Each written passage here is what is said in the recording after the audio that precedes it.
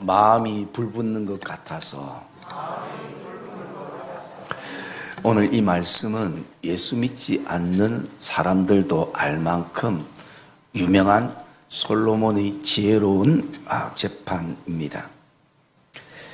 그 내용은 두 여인이 한 집에 살다가 며칠 상간에 같이 아이를 출산하게 되고, 그런데 어느 날 밤 한 아이가 죽게 되었을 때에 살아있는 아이를 가져가고 죽은 아이를 상대방 어머니에게 뉘었습니다. 이것이 문제가 되어서 솔로몬 왕까지 가게 된 내용인 것입니다. 물론 처음부터 이 재판이 왕 앞에까지 가기는 어려웠겠죠. 오늘날 같이 재판을 하고 또 안돼서 항소를 하고 또 대법원 항소를 하고 그런 과정을 거쳐서 이제 왕 앞에 갔겠죠. 그것은 생명의 문제이기 때문에 아마 그랬을 것입니다. 우리는 이 사건의 말씀을 이렇게 묵상하면서 저는 개인적으로 세 가지 관점에서 이 말씀을 묵상할 필요가 있다라고 생각이 되어집니다. 첫째는 어떤 관점이냐면 하나님께서 우리에게 약속하신 것은 반드시 하나님은 지키신다라는 것입니다. 사람은 약속도 쉽게 하고 약속도 잊어버리기도 하고 약속했지만 형편과 상황이 안 되면 또 핑계를 대고 그렇게 했던 게 우리의 인생사지만 하나님은 한번 약속하시면 그 약속이 변하지 않는다는 것입니다.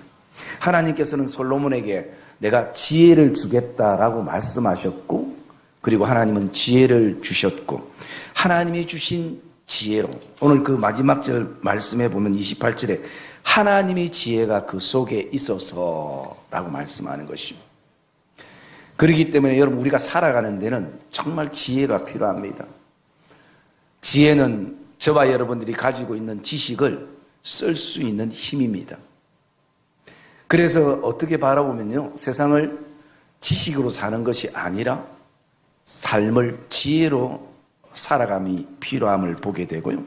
지혜는 모든 것에 필요합니다. 무엇을 결정할 때도 지혜가 필요하고 어떤 말을 할 때도 지혜가 필요한 것이, 어떤 위로를 할 때도 지혜가 필요한 것입니다. 그래서 하나님은 약속하신 것은 반드시 주시는 하나님인 것을 우리에게 보여주고 있고요. 그리고 또 두 번째, 어떤 관점으로 우리가 이것을 바라봐야 되는가? 이 사건은 우리에게 오늘을 살아가는 우리의 삶에 또 우리의 신앙에 어떤 교훈을 우리에게 주는가라는 것입니다. 여러분, 이것은 단순하게 한 사람의 지혜가 대단하다는 것을 나타내기 위해서 성경은 기록되지 않았을 것입니다. 조금만 더 우리가 다른 관점으로 바라보면 이 사건을 통해서 하나님이 우리에게 주시는 신앙적 삶의 교훈이 반드시 있다라는 것입니다. 저는 그것을 이렇게 묵상했는데요. 그 신앙적 삶의 교훈의 첫 번째가 뭐냐면, 오늘도 우리에게 하나님이 가족을 주심에 대한 감사와 기쁨이 먼저 있어야 함을 우리가 묵상하게 됩니다. 여러분, 3장 16절에 보면 이렇게 시작합니다. 그때에 창기 두 여자가 라고 말씀합니다. 이 여자의 직업들은 건전하지 않는 창기의 직업이었다라는 것입니다. 어쩌면 오늘날로 말하면 가장 밑바닥 인생이었습니다. 그 당시에 남자들도 돈 벌기 쉽지 않는 시대인데 여자들이 살기 위해서 어쩌면 어쩔 수 없이 그 업을 택했을 것입니다. 이보다 더 밑바닥 인생은 없을 것입니다. 여러분, 그런데 이 밑바닥 인생에도 부모가 있다라는 것입니다. 이 밑바닥 인생에도 자녀가 있다라는 것입니다. 이 밑바닥 인생임에도 형제가 있다라는 것입니다.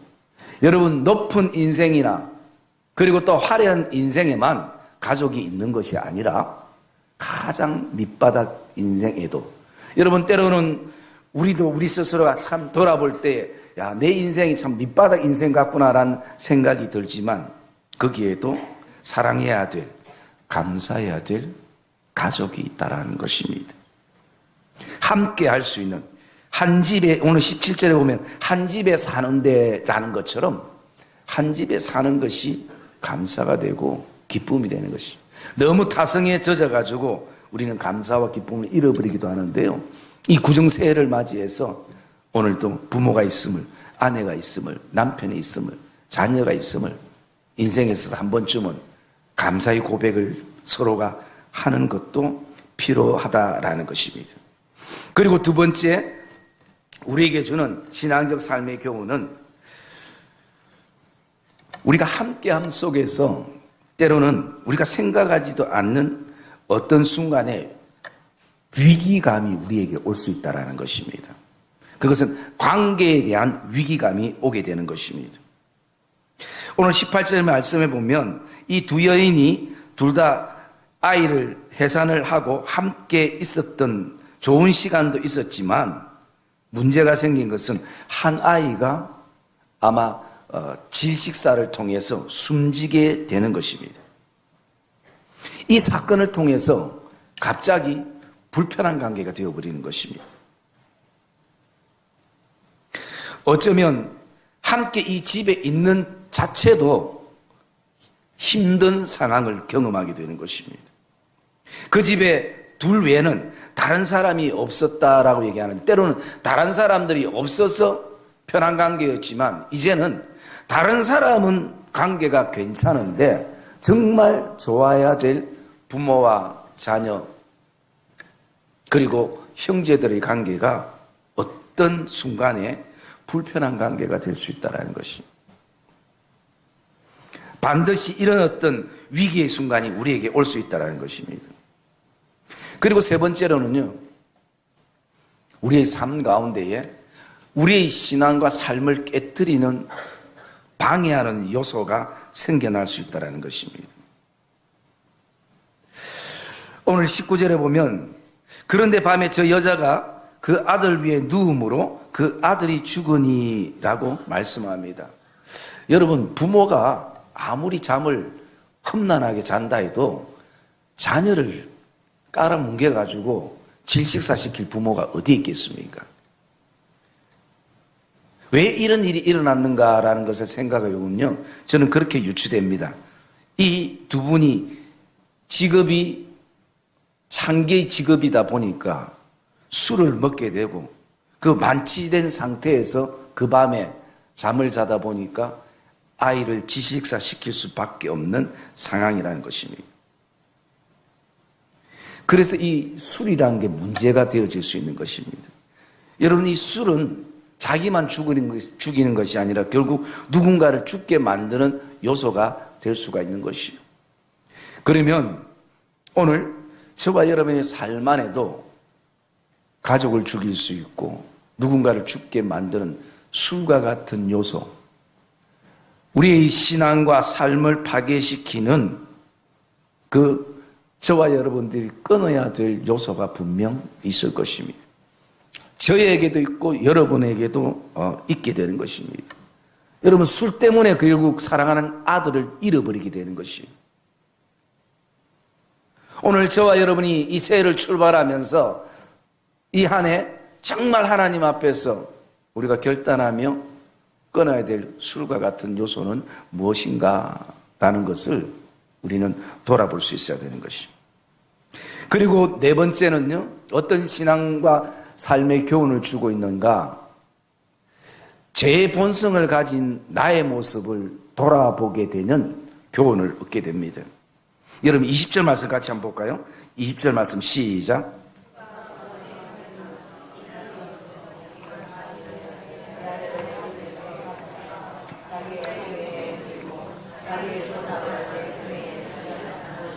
예, 한 여인이 가짜 엄마가 죽은 자기 아들은 다른 여인의 품에 안기게 하고 살아있는 아들을 자기의 품에 품는 모습을 보게 됩니다.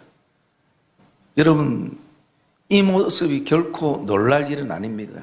왜냐하면 죄성을 가지고 있는 우리 사람들의 본 모습이 바로 이 모습이기 때문인 것입니다. 그래서 우리는 오늘도 끊임없이 내 죄를, 내 잘못을 그리고 내 실수를 남에게 돌리는 그런 모습들이 우리에게 보여지게 되는 것입니다. 그래서 끊임없이 핑계대고 나는 아닌 것처럼, 나는 깨끗한 것처럼 그렇게 하는 모습. 그래서 이 신앙적인 교훈은 어떤 것인가? 이 두 여인의 모습을 바라보면서요, 나는 조금만 기회가 되면, 조금만 환경이 주어지면 죄를 지을 수 있는 그런 어떤 재성을 가지고 있는 존재구나 라는 그것을 우리가 깨닫게 되는 것이죠. 그리고 또 우리에게 주는 신앙적 삶의 교훈은 어떤 것인가? 다시 한번 이 사건을 통해서 자세히 보게 되는 시간들이 되는 것입니다. 21절 같이 읽읍시다. 21절 말씀 시작. 아침에 내가 내 아들을 젖 먹이려고 일어나 본즉 죽었기로 내가 아침에 자세히 보니 내가 낳은 아들이 아니더이다 하매. 예. 여러분 자세히 보지 않으면 그 순간 착각할 수도 있는 것입니다. 그래서 이 한 해 우리가 출발할 때요, 우리는 이제는 모든 것을 좀 자세히 깊이 봐야 되는 겁니다. 예배도 좀 깊이 봐야 되는 것이고, 우리의 섬김도 좀 깊이 봐야 되는 것이고, 우리 인생과 삶과 우리의 가족과 하나님이 우리에게 주신 교회 공동체도 관심을 가지고 이제는 좀 깊이 들여다 볼 수 있어야 하는 것입니다. 여러분, 이 진짜 어머니가 죽은 아들이 정말 자기 아들이라면 아들 바꿀 생각을 하는 것이 아니라 이 아들을 가슴에 품고 얼마나 통곡했겠습니까? 그런데 내가 자세히 보니까 내 아들이 아니라는 것입니다. 자세히 보니까 내 것이 아니라는 것입니다. 우리가 잘 알고 있는 에레미야 한번 찾아봅시다. 에레미야 17장 11절 말씀. 거기에 어떤 새가 나옵니다. 어떤 새가 나오냐면 자고새라는 새가 나오는데요, 거기 말씀을 한번 봅시다. 에레미야 17장 11절 말씀 시작. 자고새가 낳지 아니하 나를 품은 같아서 그의 중년에 그것이 떠나겠고 마침내 어린 작은 자가 되리라. 예. 여러분 이 말씀에 보면 자고새가 나오는데 자고새는 어떤 새냐면요, 나무알을 자기 알처럼 품고 있는 새입니다. 물론 그 새의 특징이 알을 너무나 많이 넣다 보니까 구분도 잘 안 되기 때문에 그런 경우가 있어요. 그러나 자세히 보면 알 수가 있는 것입니다. 그래서 자고새가 자기 것도 아닌 알을 품었다가 알이 좀 깨어서 새끼가 자라나면 다 떠나버리는 것입니다. 중년의 때에 떠나버리는 것입니다. 여러분, 오늘도 우리가 내 것 아닌 것을 내 것처럼 품으려는 이 자고새와 같은 삶이 된다면 언젠가는 떠나게 되는 것입니다. 여러분, 우리의 삶의 총체적인 것을 돌아보면 하나님이 이 모든 것을 우리에게 주셨지만 이것은 하나님께서 우리를 청지기로 하나님께서 우리에게 주셨지 내 소유가 아님을 알아야 되는 것입니다. 여러분, 내가 낳은 자녀 우리 소유가 아닌 것입니다. 하나님이 나를 청지기로 하나님께서 우리에게 맡기신 것입니다. 자세히 봐야 되는 것입니다. 여러분, 이 안에 저와 여러분들이 정말 영안을 열고 자세히 보는, 우리의 삶을 자세히 보고 내 신앙을 자세히 보고 오늘도 가짜는 털어버리고 내 것 아닌 거는 털어버리고 그 속에서 제대로 보는 그런 결단이 저와 여러분 안에 있기를 주의 이름으로 축복합니다. 그리고 여러분, 또 한 가지 우리가 얻을 수 있는 신앙과 삶의 교훈은 어떤 것인가? 문제가 생기면 항상 거기에는 쟁론이 일어납니다. 22절 마지막 절에 보니까 이 여자 두 명이서 왕 앞에서 서로 죽은 것이 자기의 아들이 아니라고 쟁론하게 되는 것입니다. 다툼이 일어난 것이죠. 여러분, 이 쟁론이 일어나면 거기에는 답이 없습니다. 그래서 제일 어리석은 게 누가 옳다, 누가 틀렸다, 네가 잘했다, 네가 못했다, 이 초등학교 같은 수준 이 쟁론은요 답이 없습니다. 의미가 없는 것이에요. 여러분, 제자들이 이런 쟁론에 빠졌습니다. 누가 더 크냐? 누가 더 크냐라는 것에 쟁론에 빠지니까 결국 누가 더 크냐라고 서로 다툼이 일어나니라 라고 말하는 것이. 여러분, 논쟁이 일어나고 쟁론이 일어나면 거기에는 따라오는 게 다툼이에요. 그러기에 우리가 이 한 해를 출발하면서 우리 교회 안에도 분명 어떤 일들이 일어날 것입니다. 서로 쟁론의 시간들이 일어나게 될 것이고 다툼의 시간들이 일어나게 될 것입니다. 그럴 때 우리는 어떻게 할 것인가? 우리가 기억해야 될 것은요, 신뢰보다 사랑이 우선돼야 되는 것입니다. 여러분, 사람은 절대 신뢰의 대상이 아닙니다. 신뢰했기 때문에 실망이 큰 것입니다. 신뢰한다는 것은 내가 신뢰에 대한 그 사람에 대한 어떤 잣대가 있는 것이에요. 여러분, 이 안에는 그 신뢰의 잣대를 부수기를 주의 이름으로 축복합니다. 우리가 세워야 될 잣대는요, 사랑의 잣대인 것이에요. 오직 신뢰의 대상은 하나님 한 분인 것입니다. 여러분, 그렇게 부부끼리 다투다가 또 부모와 자녀끼리 다투다가 결국 한쪽이 미안하다, 잘못 안 했어도 미안하다 하면 문제가 해결이 돼요. 그 미안하다 하면 내가 잘못한 것이 없어도 사랑의 마음으로 미안하다 하면 정리가 되는 것입니다.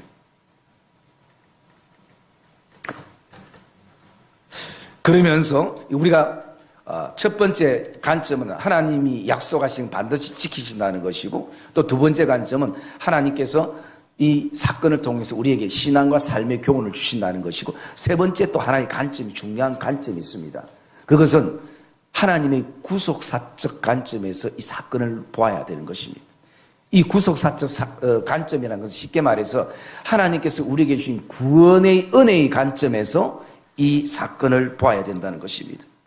저는 그 관점에서 이 사건을 봤을 때 우리에게 주는 중요한 세 가지의 어떤 교훈을 우리에게 주는 것입니다. 첫째는 뭐냐면요, 그 아들을 위하는 어머니의 마음입니다. 여러분, 26절 말씀 같이 봅시다. 26절 말씀 시작.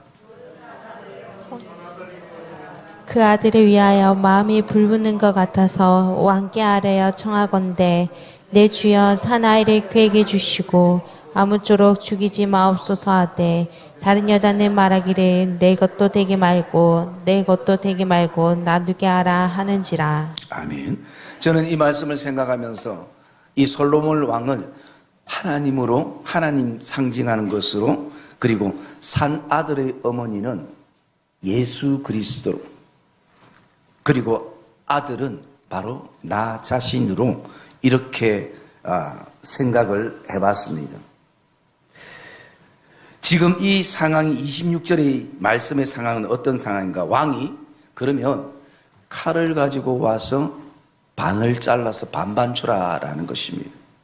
이것은 하나님의 심판을 의미하기도 하는 것입니다. 우리는 죄로 죽어야 될, 죄로 죽었던 우리의 어떤 모습을 상징적으로 보여주고 있는 것입니다.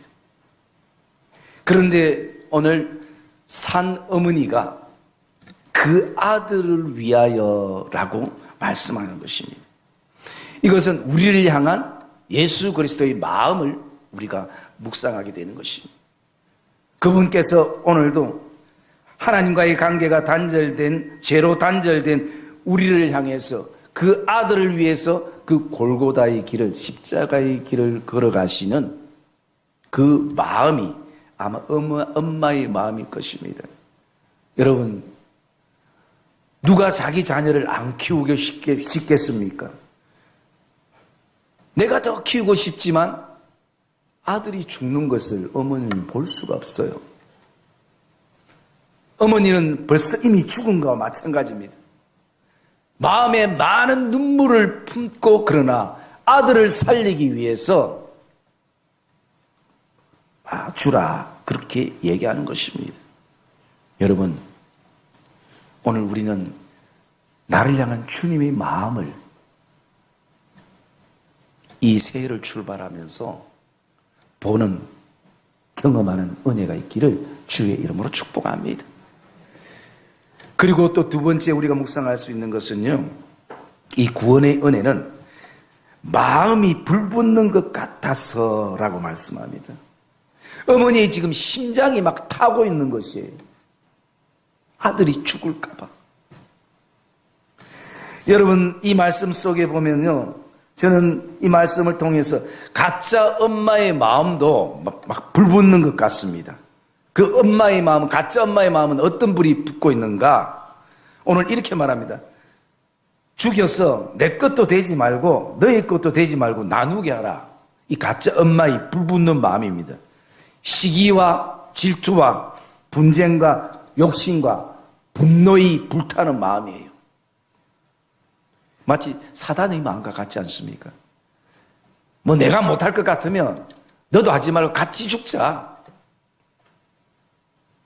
여러분, 진짜 엄마의 마음은 힘들어도 같이 살자는 것입니다. 이 진짜 엄마의 불붙는 마음은 어떤 마음입니까? 사랑의 마음이고 용서의 마음이고 화해의 마음이고, 어떻게 하면 살릴 수 있을까? 어떻게 하면 죄인인 저 백성들을 살릴 수 있을까? 이게 진짜 엄마의 마음이고 산 아들을 가지는 마음인 것을 우리가 보게 되는 것이죠. 여러분, 지금도 오늘 우리를 향한 하나님의 마음과 주님을 향한 마음은 마음이 불붙는 것 같아요. 우리가 어긋나는 길로 갈 때도 안타까워 마음이 불붙는 마음이고, 그 길이 아닌데 내 욕심과 내 고집과 내 아집 때문에 가는 그 여정도 보면서 마음이 막 불붙는 것 같아요. 어떻게 하면 신앙생활을 제대로 할 수 있을까? 저렇게 10년, 20년 예수를 믿었는데 아직도 그 굳은 마음, 돌 같은 마음으로 그런 마음들을 바라보면서, 제가 옛날에 그 청년들 이렇게 가르칠 때 특히 이제 그 모태신앙들 있잖아요. 다른 분들은 모태신앙을 못된 신앙이라고 표현하던데, 그 못된 신앙들, 그 신앙들은 참 이것도 아니고 저것도 아니에요. 교회 아예 안 나오는 것도 아니고 나오는 것도 아니고 신앙생활 하는 것도 아니고 아닌 것도 아니고 이것도 아니고 저것도 아니고 완전 회색 있잖아요. 그러면 제가 한 번씩 그런 얘기 합니다. 이제 머리 굵었으니까 엄마하고 관계 없으니까 좀 세상 좀 방황 좀 하고 없나? 밖에 실컷 돌아다니다가 진짜 예수가 필요하면 그때 교회 없나? 물론 이 얘기는 정말 저하고 내 마음을 아는 친구들에게 얘기하죠. 잘못하면 자기 엄마한테 또 얘기하면 내한테 또 전화 오기 때문에.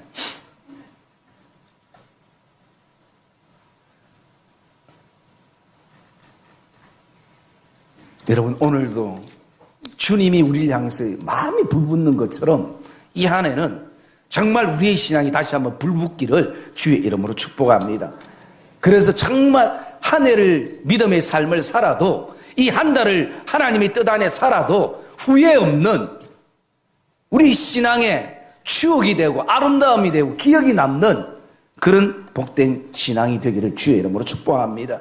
누구를 위해서 예배를 드려주는 사람이 아니라, 누구를 위해서 섬기는 사람이 아니라, 이제는 하나님의 그 은혜를 알고 그 은혜에 우리가 감사함 속에서 예배를 드리고 믿음의 삶을 사는, 내 직분이나 명예나 자리나 이런 것을, 계급장을 다 떼고 그냥 단순히 우리가 하나님의 자녀로, 십자가의 은혜를 입은 하나님의 자녀로, 여러분,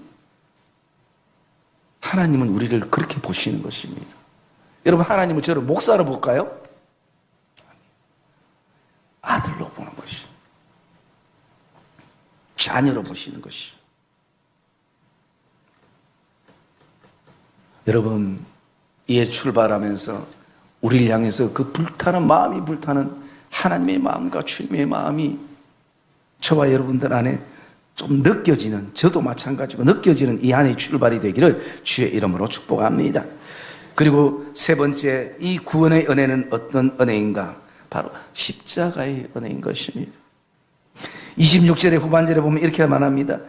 왕께 아래되 청하건대 내 주여 사나이를 그에게 주시고 사나이를 그에게 주시고 아무쪼록 죽이지 마옵소서. 주님의 십자가의 은혜인 것입니다. 여러분, 주님이 십자가를 지셨을 때 밑에서 많은 사람들이 주님을 향해서 비방하고 욕하고 그렇게 할 때 주님이 어떤 기도를 하셨습니까? 하나님, 저들이 알지 못하고 하니 저들의 죄를 사하여 주옵소서. 저들을 죽이지 마옵소서.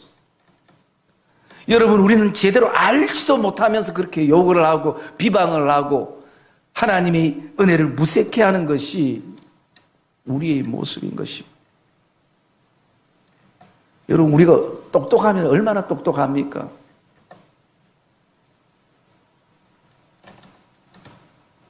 사랑의 믿음의 성도님들, 오늘 우리에게는 십자가의 사랑이 있습니다. 죄로 죽었던 우리를 살리기 위해서 주님, 저들을 죽이지 마옵소서. 그것이 바로 우리에게 주어진 이 구원의 은혜인 것입니다. 사랑의 믿음의 성도님들, 이 구정의 이 새해를 우리가 하나님 앞에서 구정회가 됐네요. 이 새해를 내가 발음이 원래 조금 그래요. 이해 좀 하이소. 이 새해를 우리가 출발하면서 다시 한번 저와 여러분들이 이 말씀을 가슴에 다시 한번 깊이 새기고 새롭게 출발하는 이 복된 한 해가 되시기를 주님의 이름으로 축복합니다.